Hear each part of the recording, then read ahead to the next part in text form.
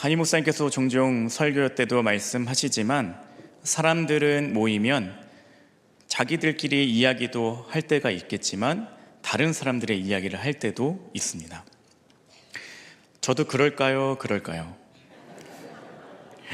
얼마 전에 저희 아버지 그리고 아내 이렇게 저까지 해서 3명이서 차를 마실 기회가 있었습니다.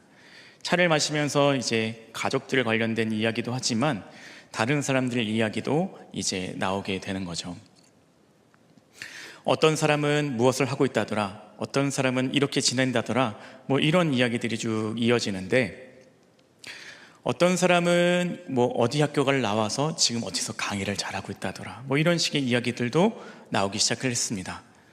그래서 누가 다 뭐 나하고 잘하고 무엇을 잘하고 있고 뭐 이런 이야기들을 나오는데, 아버지께서 마지막에 이런 말씀을 해주시더라고요.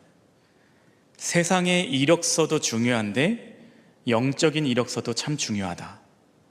세상의 이력서도 참 중요한데 영적인 이력서도 참 중요해 라고 하는 이 말을 하시면서 대화가 끝이 났습니다.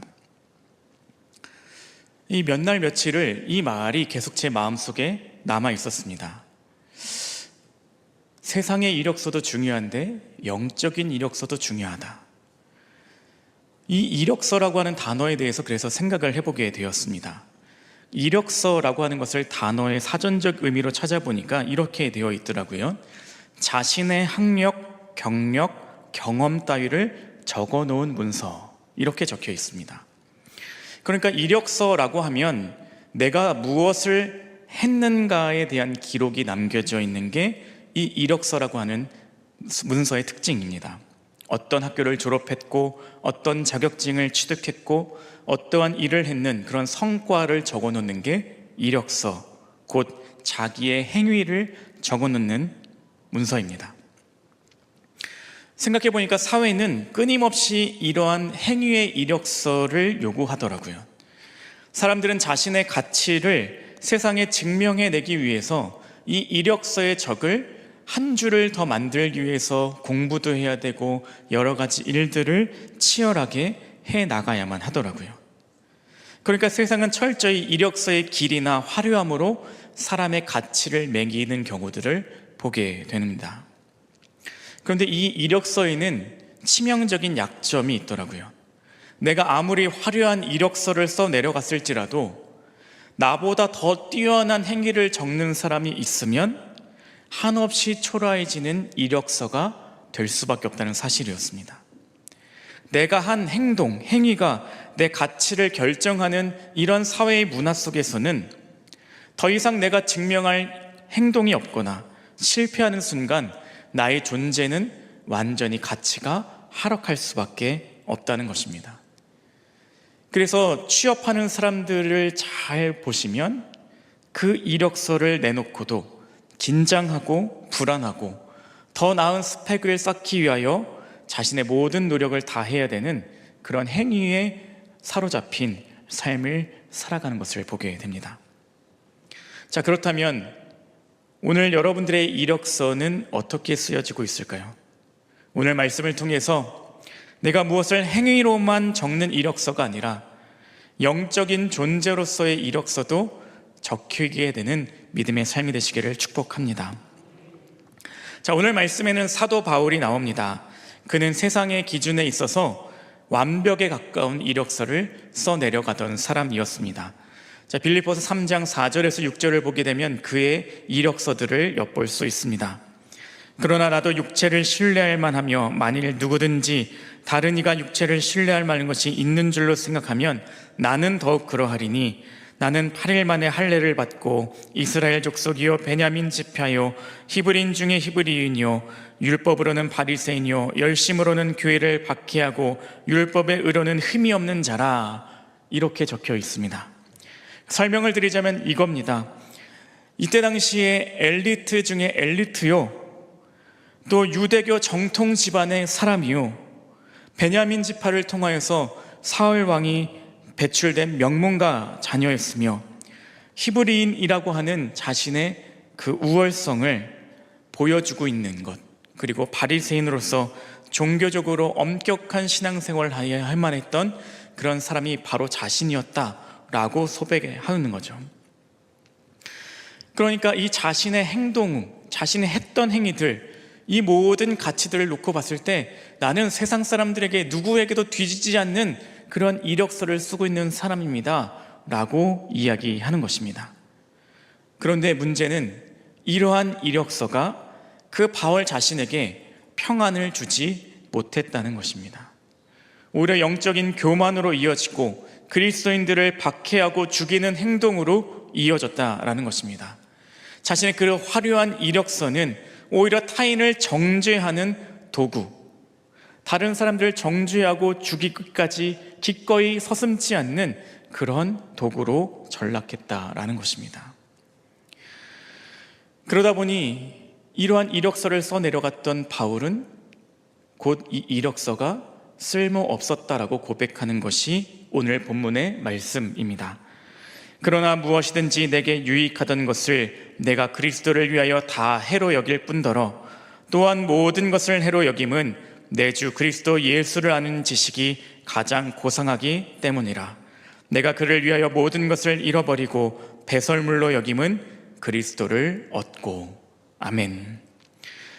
그토록 자신이 평생 들여서 공들여 쌓아 올렸던 이 대단한 이력서를 바울은 한순간에 부정합니다. 뭐라고 표현하냐면 자신이 가져왔던 이 이력서를 해로운 것 혹은 배설물이라고 표현합니다. 이 배설물이라고 적혀있는 원어를 보니까 음식물 쓰레기, 동물의 오물, 이것을 뜻하는 단어를 썼더라고요. 그러니까 매우 강력하고 거친 단어를 사용하면서 자신의 이 이력서가 너무나도 쓸모없고 쓰레기와 같다라고 고백하는 겁니다. 왜냐하면 다메섹 도상에서 부활하신 예수 그리스도의 찬란한 빛을 자신이 만났기 때문이었습니다.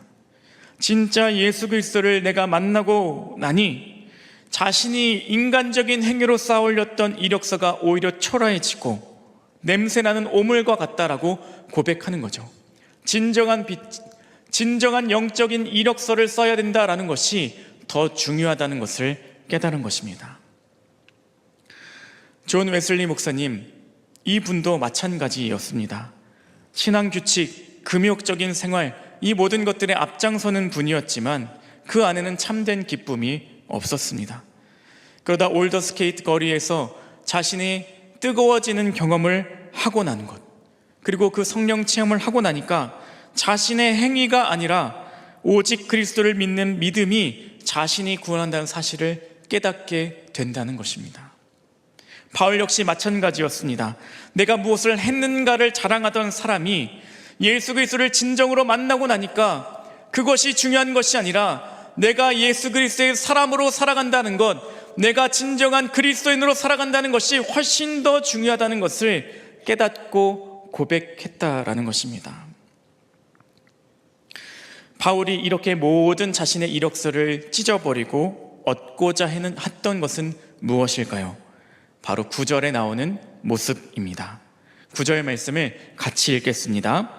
그 안에서 발견되려 함이니 내가 가진 의는 율법에서 난 것이 아니요 오직 그리스도를 믿는 믿음으로 말미암은 것이니 곧 믿음으로 하나님께로부터 난 의라. 아멘. 바울의 간절한 소망은 단 하나라고 이야기하는 것이죠. 내가 예수 그리스도 안에서 발견되는 것이다. 세상은 너는 무엇하는 사람인가, 무엇을 해왔는가, 계속해서 행동을 촉구하고 무엇을 했는지를 이야기하는 행동을 이야기하게 되어 있습니다. 그런데 주님은 무엇을 묻느냐면 너는 어떤 존재인가를 묻고 있다는 것입니다. 너는 어떤 사람이니? 너는 누구이니? 이것을 묻고 있다는 것이죠. 그러니 이제 바울은 결심하는 겁니다. 내가 행동으로서 적는 이력서를 내려놓고 영적인 이력서, 곧 하나님의 자녀이자 예수 그리스도의 핏값으로 산 사람입니다라고 하는 이 귀한 고백을 붙들고 살아가는 사람으로 살겠습니다 라고 선언하는 것입니다. 영적 이력서의 첫 줄이자 마지막 줄에는 단 하나만이 쓰여질 수 있는 것이죠. 나는 예수 그리스도의 핏값으로 구원받은 하나님의 자녀입니다. 이것만이 적힐 수 있다라고 말하고 있는 것입니다. 여러분들의 영적 이력서에는 무엇이 적혀져 있습니까? 세상에서 늘 하던 대로 나의 하던 것을 자랑하기 위해서 계속해서 그 영적 이력서에도 들이대고 있지 않습니까? 내가 이것도 했다, 저것도 했다, 내가 옛날엔 이것도 했다, 그것만을 적어가고 있지 않으십니까? 바울이 원하는 것, 그리고 바울이 지금도 우리에게 말씀을 통하여서 알려주는 것은 무엇이냐면, 우리의 영적인 이력서에는 단 한 줄만이 기록되어야 된다. 곧 나는 예수 그리스도의 피값으로 구원받은 하나님의 자녀입니다. 이것이 적혀 있어야 되고, 그것이 우리가 꼭 기억해야 되는 존재의 이력서라는 것입니다. 내가 하나님의 피값으로 구원받은 하나님의 자녀이기에 내가 이제는 어떻게 살아야 되는가? 하나님의 피값에, 그리스도의 피값에 맞는 사람으로 가치 있게 살아야 되는구나.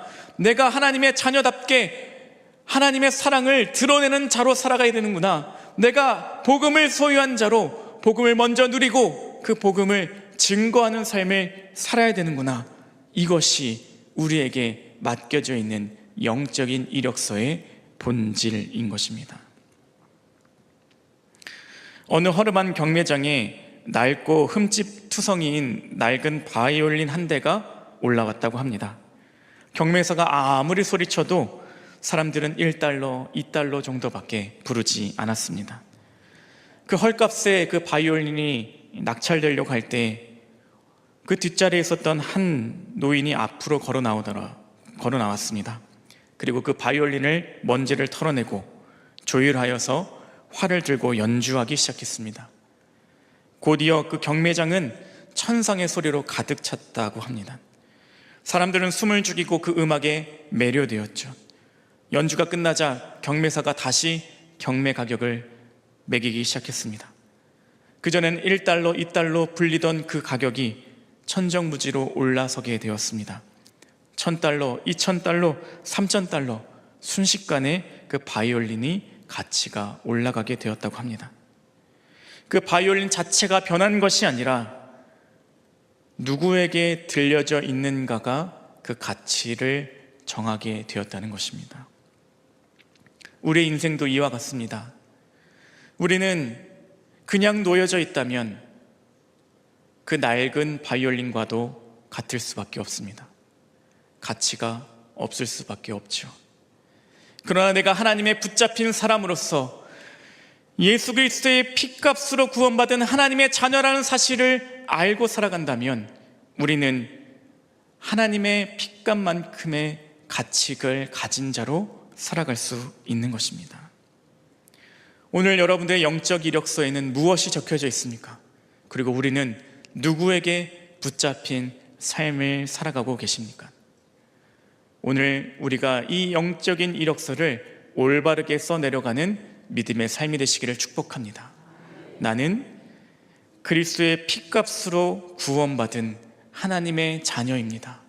이 사실을 기억하고 선언하면서 정말로 가치 있게 살아가는 믿음의 삶이 되시기를 축복합니다. 기도하겠습니다.